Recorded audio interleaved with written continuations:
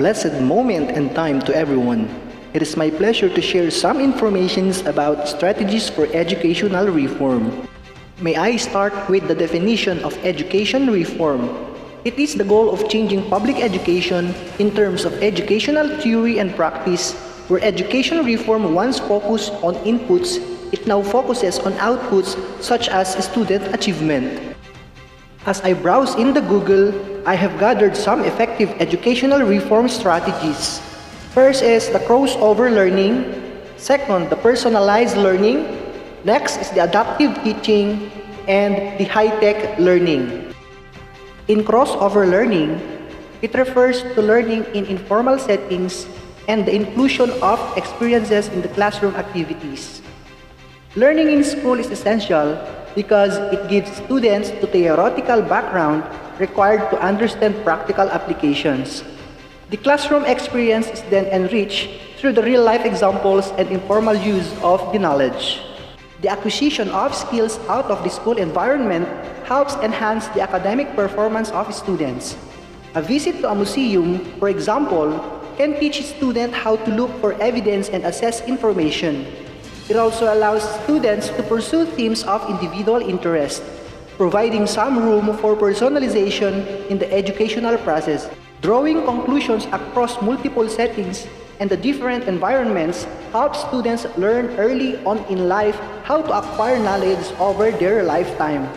This is one of the most valuable aspects of crossover learning. But sad to say, this strategy is limited on this time of pandemic due to we need to keep our body safe and healthy by doing the different protocols. Next is the personalized learning. This is one of the most important transformations that will bring the learning process to the future. The concept from the fact that many educators are already aware of the fact that a one-size-fits-all solution doesn't work. Learners have individual preferences, learning capacities, and subject matters of interest.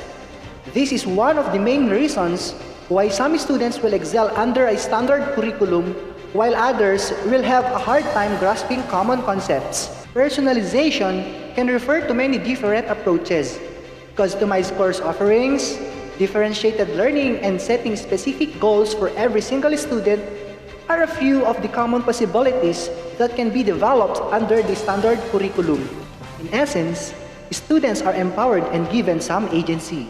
Curiosity is also encouraged, enabling students to identify the subject matters that they could potentially excel in. Learning personalization also puts a lot of emphasis on self-assessment, project-based and practical activities, a higher level of parental involvement, and an overall holistic approach to help students succeed. The third strategy is the adaptive teaching. Refers to the creation of learning materials, presentations, and projects that take into consideration the specific strengths and weaknesses of individual students. If this doesn't happen, many students find themselves incapable of engaging effectively with the generic content. Adaptive teaching is based on data and analytical feedback about the experience of every individual learner. The fact that it's a data-driven approach allows for the selection of effective personalization. Previous and current learning outcomes are used to adjust the curriculum and cater it to the academic strengths of every single student. The benefit of this reform is that it gives educators the tools required to assess data and draw conclusions. Tools for progress monitoring are available, making it easy to figure out when the time for an adjustment has come. And lastly, the high-tech learning. Naturally, we can't ignore the important role that technology is starting to play in the learning process, especially on this time of pandemic. Entire generations are growing up with the access to high-tech devices and tons of information from an early age. These generations are in need of an interactive learning experience because of old school educational methods are doing very little to keep learners interested. The intelligent use of technology can be used to integrate nearly every reform mentioned in this report in the learning process. A virtual museum visit would be the ideal solution at a time when a field trip simply can't take place. It can also be used to give students a glimpse at museums, companies, and entities in other countries.